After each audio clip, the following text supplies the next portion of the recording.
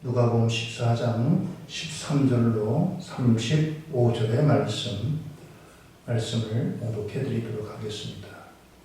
그날에 그들 중 둘이 예루살렘에서 25里되는 엠마오라 하는 마을로 가면서 이 모든 된 일을 서로 이야기하더라. 그들이 서로 이야기하며 문의할 때에 예수께서 가까이 이르러 그들과 동행하시나 그들의 눈이 가리워져서 그인 줄 알아보지 못하거늘 예수께서 이르시되 너희가 길 가면서 서로 주고받고 한 이야기가 무엇이냐 하시니 두 사람이 슬픈 빛을 띠고 머물러 서더라. 그 한 사람이 글로바라 하는 자가 대답하여 이르되 당신이 예루살렘에 체류하면서도 요즘 거기서 된 일을 혼자만 알지 못하느냐. 이르시되 무슨 일이냐. 이르되 나사렛 예수의 일이니 그는 하나님과 모든 백성 앞에서 말과 일에 능하신 선지자이거늘 우리 대제사장들과 관리 둘이 사형 판결에 넘겨주어 십자가에 못 박았느니라. 우리는 이 사람이 이스라엘을 속량할 자라고 바라노라. 이뿐 아니라 이 일이 일어난 지가 사흘째요. 또한 우리 중에 어떤 여자들이 우리로 놀라게 하였으니 이는 그들이 새벽에 무덤에 갔다가 그의 시체는 보지 못하고 와서 그가 살아나셨다 하는 천사들의 나타남을 보았다 함이라. 또 우리와 함께 한 자 중에 두어 사람이 무덤에가 과연 여자들이 말한 바와 같음을 보았으나 여자는 보지 못하였느니라 하거늘 이르시되 미련하고 선지자들이 말한 모든 것을 마음에 더디 믿는 자들이요 그리스도가 이런 고난을 받고 자기의 영광에 들어가야 할 것이 아니냐 하시고 이에 모세와 그 모든 선지자의 글로 시작하여 모든 성경에 쓴 바 자기에 관한 것을 자세히 설명하시니라. 그들이 가는 마을에 가까이 가매 예수는 더 가려 하는 것 같이 하시니 그들이 강권하여 이르되 우리와 함께 유하사이다. 때가 저물어 가고 날이 이미 기울었나이다 하니 이에 그들과 함께 유하러 들어가시니라. 그들과 함께 음식 잡수실 때에 떡을 가지사 축사하시고 떼어 그들에게 주시니 그들의 눈이 밝아져 그인 줄 알아보더니 예수는 그들에게 보이지 아니하시는지라. 그들이 서로 말하되 길에서 우리에게 말씀하시고 우리에게 성경을 풀어주실 때에 우리 속에서 마음이 뜨겁지 아니하더냐 하고 곧 그때로 일어나 예루살렘에 돌아가 보니 11제자 및 그들과 함께 한 자들이 모여있어 말하기를 주께서 과연 살아나시고 시몬에게 보이셨다 하는지라. 두 사람도 길에서 된 일과 예수께서 떡을 떼심으로 자기들에게 알려주신 것을 말하더라. 아멘.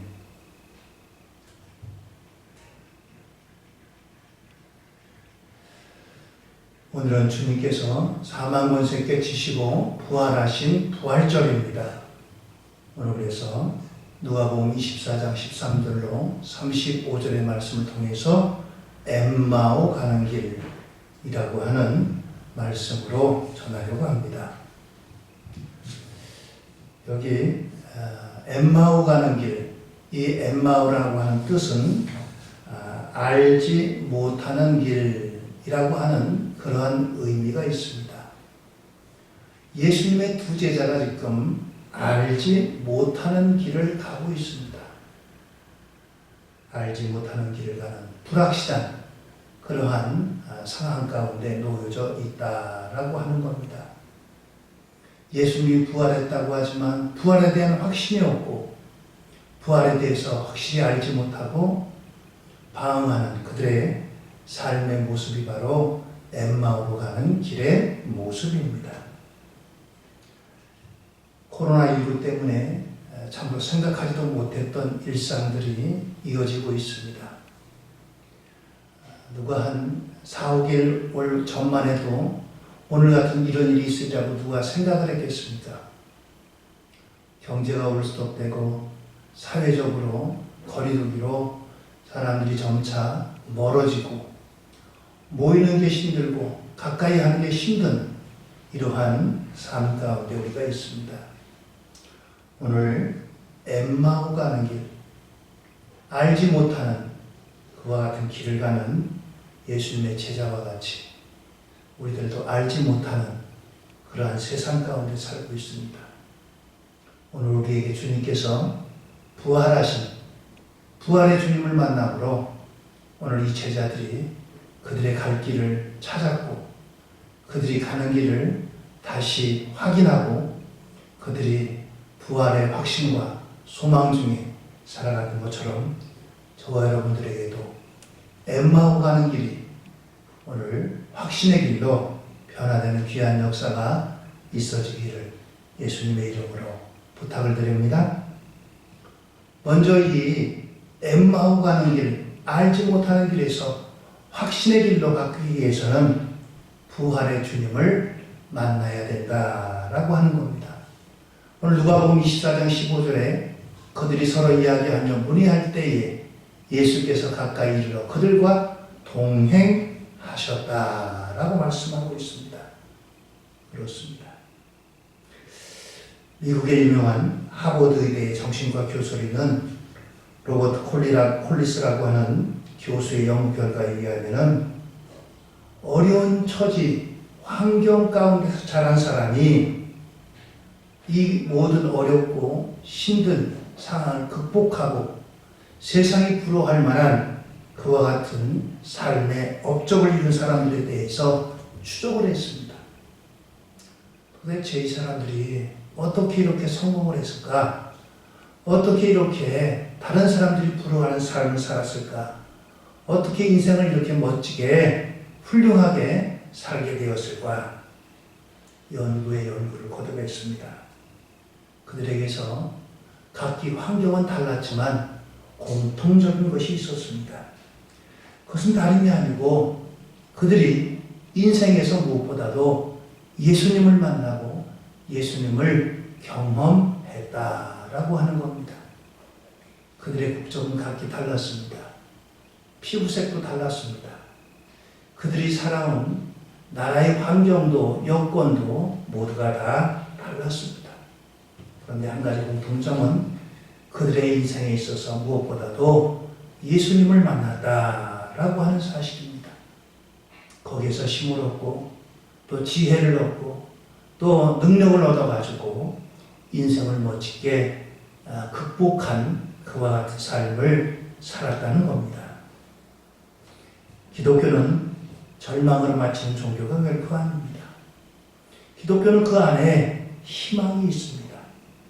기독교는 죽음으로 끝나는 종교가 아닙니다. 세계에 여러 종교가 있습니다. 그런데 그들 종교 가운데는 무덤을 자랑하는 종교들이 있습니다. 그래서 무덤을 찾아서 성지순례라고 하는 이름으로 그들이 찾아갑니다. 그러나 기독교에는 죽음이 없습니다. 무덤이 없습니다. 만약에 예수님의 뼈 한 조각이라도 찾아낸다면 기독교는 문을 닫고 간판을 내리고 우리는 모두가 다 패배자가 되고 말 것입니다. 기독교는 부활의 종교입니다. 신앙이란 무엇입니까? 신앙이란 것은 다름이 아니라 예수님을 만나는 것입니다. 십자가의 주님을 만나 죄와 함께 내가 죽고 부활의 주님을 만나 내가 다시 살아나는 것이 신앙인 것입니다. 갈라디아 2장 20절은 내가 그리스도와 함께 십자가에 못 박혔나니 그런즉 이제는 내가 사는 것이 아니요 오직 내 안에 그리스도께서 사시는 것이라. 이제 내가 육체 가운데 사는 것은 나를 사랑하사 나를 위하여 자기 자신을 버리신 하나님의 아들을 믿는 믿음 안에서 사는 것이라 말씀합니다. 그렇습니다. 내가 십자가에 못 박히고 그리스도와 함께 다시 사는 것, 이것이 바로 신앙 믿음인 것입니다. 예수님은 우리 인생의 길이 되십니다. 예수님을 만나면 보이지 않던 인생의 길이 보이게 마련입니다.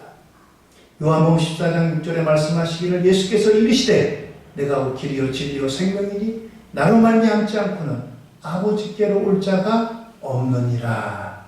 이렇게 말씀하십니다. 그렇습니다. 예수님은 생명이십니다. 예수님은 무미건조하던 삶에 풍요로운 삶을 안겨줍니다. 죽을 맛 나는 인생이 살맛 나는 인생이 되는 겁니다.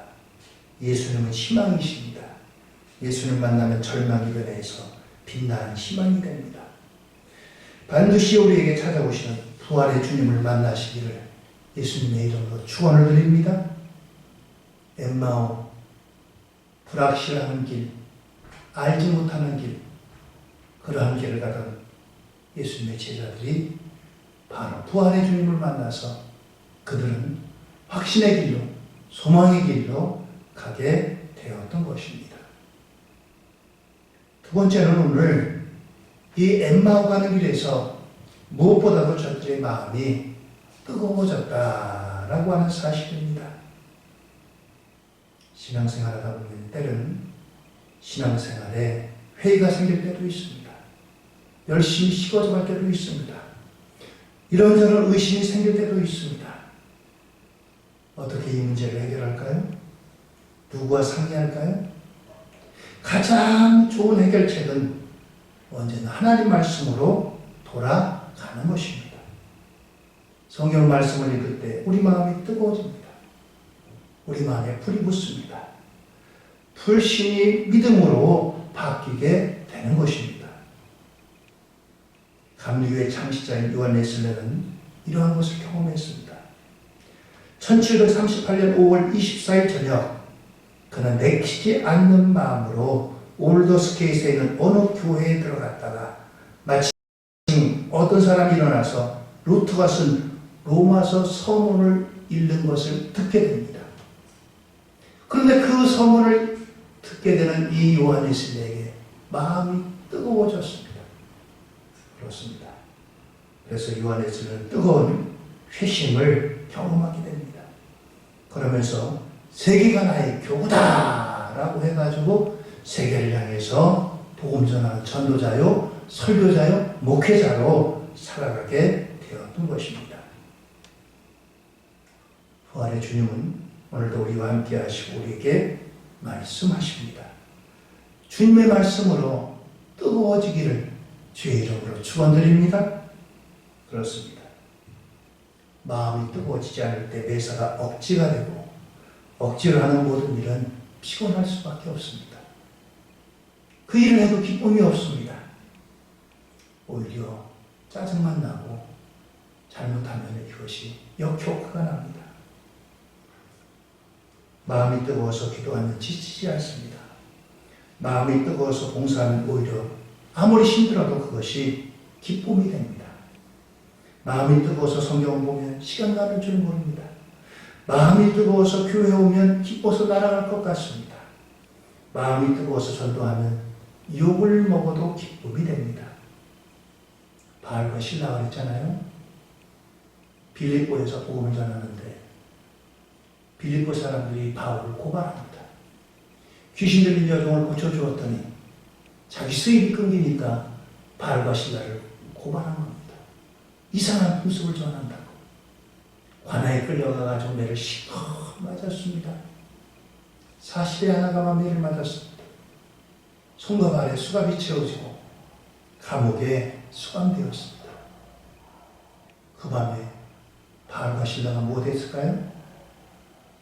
바알과 신라가 그 속에서 찬송하고 기도했다고 했습니다. 억울하게 매를 맞고 억울하게 감옥에 투옥됐는데도 바알과 신라가 한 것은 원망 불평이 아니라 오히려 감사하며 하나님 앞에 기도하고 찬송하고 기도했다고 했습니다. 한밤중에 감옥문이 흔들흔들하면서 지진이 났습니다.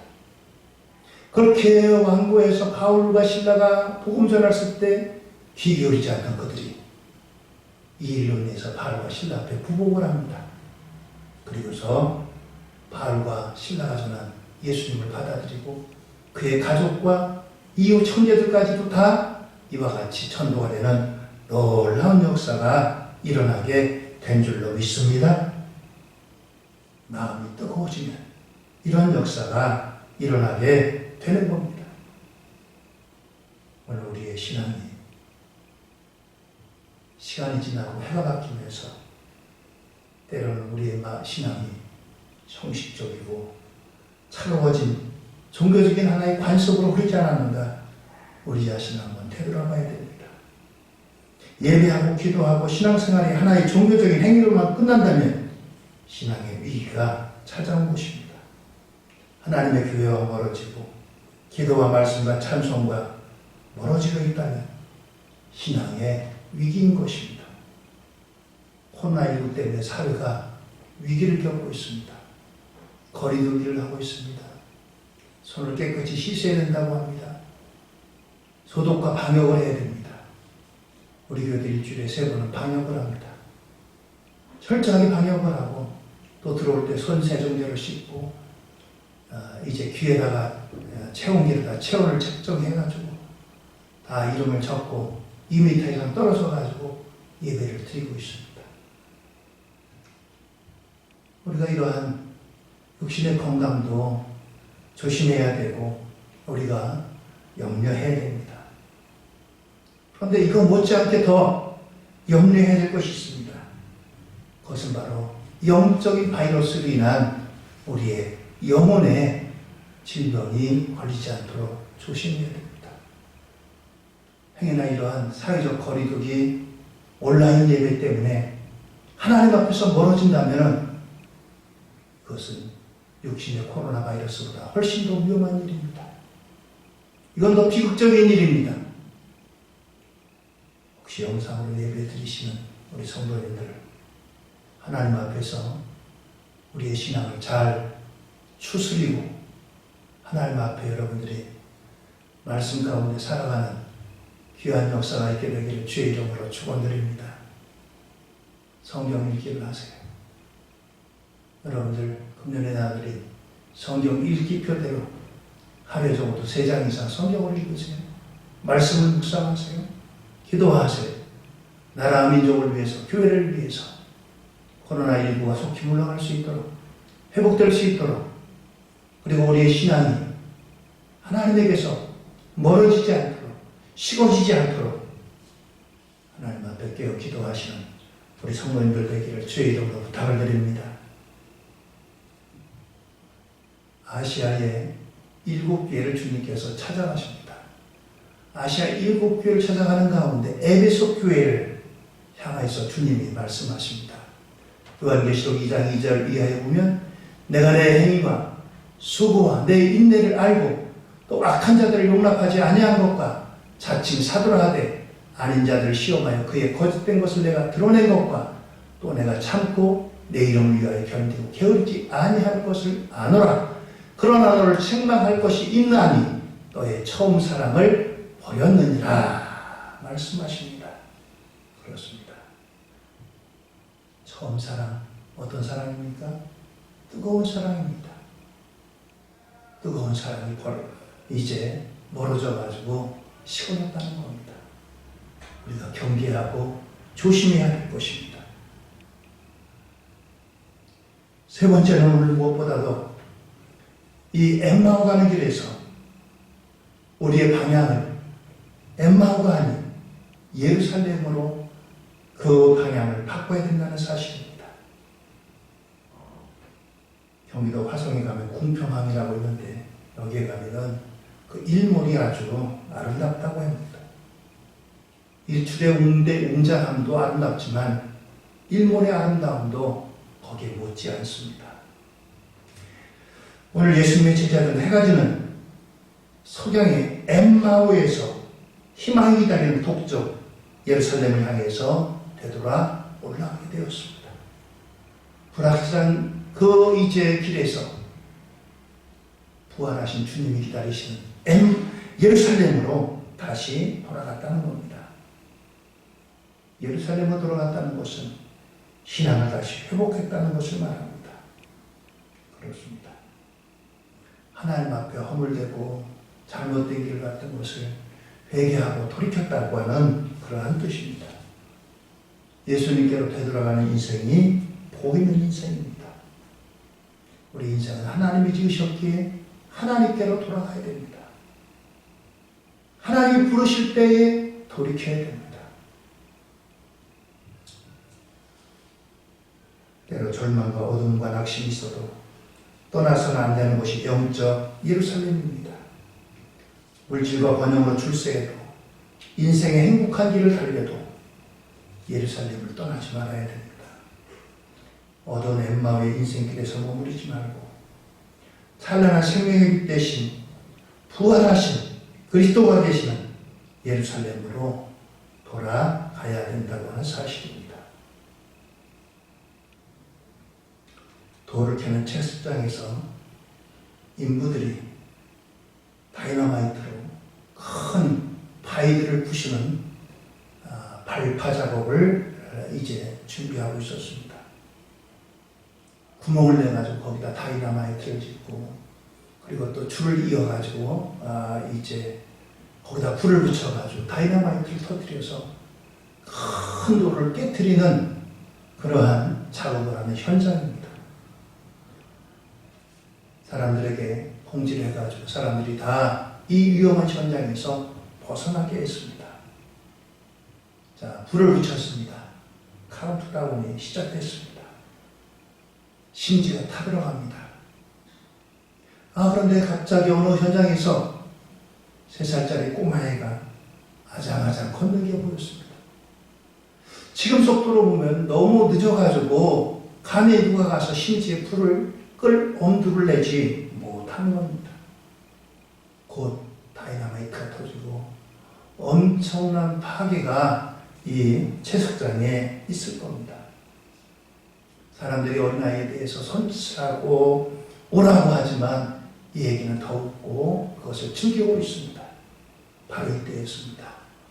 한 여인이 달려가더니 그 어린아이를 향해서 몇 발자국 앞에서 무릎을 꿇습니다. 그리고서 눈을 맞춰가지고 어린아이에게 이리 오라고 손을 벌립니다.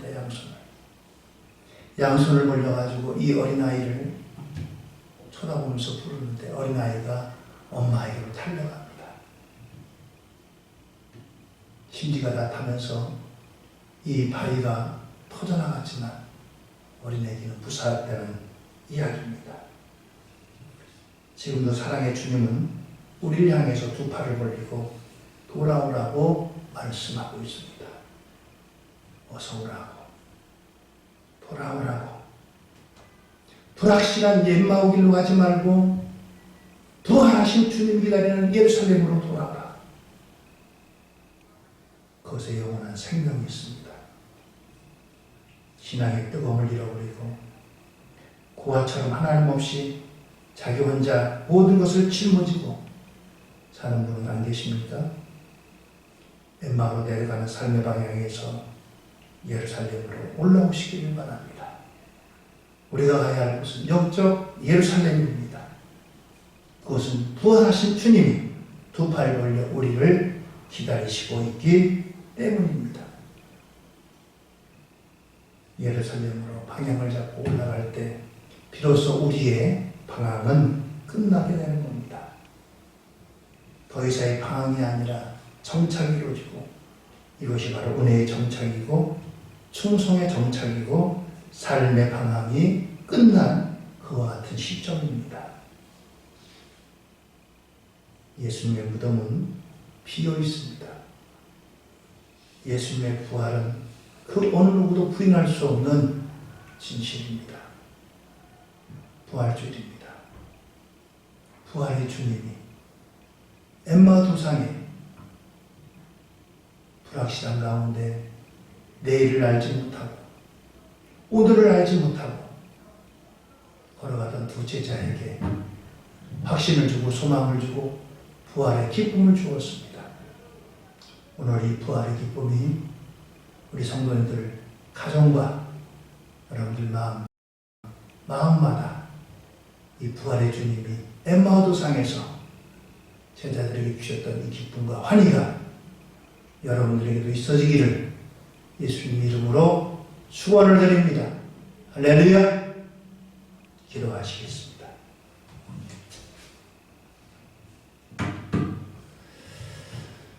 하나님 아버지 은혜와 사랑을 감사합니다. 코로나19 때문에 온 세상이 모두 멈춰있고 격리되어 있습니다. 이러한 일을 만날 줄 우리는 짐작도 못 해봤습니다. 불확실한 내일이 기다리고 있습니다. 모두가 힘들어 아우성치고 있습니다. 엠마오 도상의 불확실한 삶의 현장에서 오늘을 가던 그 예수님의 제자들과 같이 우리의 삶이 불확실한 삶에 머물러 있지 않게 하시고 아버지 내일에 대한 소망과 영생에 대한 소망을 갖고 나아갈 수 있는 귀한 우리 모두가 되게 은혜 베풀어 주옵소서. 사망 권세를 깨치시고 부활하신 부활의 주님으로 말미암아 우리에게 소망으로 넘치게 하시고 희망으로 넘치게 하시고 이 모든 두려움에서 떨쳐내고 확신과 소망으로 나갈 수 있는 우리 모두가 되게 도와 주옵소서. 삶의 어려움 가운데 있는 우리 사랑하는 연수민의 가족들 한 분 한 분 능력의 강한 발로 붙들어 주시고 저들을 위로해 주시고 저들을 붙잡아 주옵소서. 주님 힘이 되셔서 아버지 하나님 어려운 가운데 일어나고 다시 소망으로 나아가는 우리 모두가 되게 도와주시기를 원합니다. 아버지 하나님 한 분 한 분 능력의 강한 발로 붙들어 주옵소서. 그리스도 예수의 보혈로 덮어 주옵소서. 부활의 소망으로 승리케 하여 주옵소서. 존귀하신 예수님의 이름으로 기도 올려옵나이다. 아멘. 지금은 우리 주 예수 그리스도의 은혜와 아버지 하나님의 극진하신 사랑하심과 성령님의 인도의 주 역사 위로 교통하시니 불확실한 엠마오 도상에서 부활하신 예수님을 만나고 소망의 예루살렘으로 방향을 바꾸고 부활하신 주님을 만나고 주님께로 나아가는 우리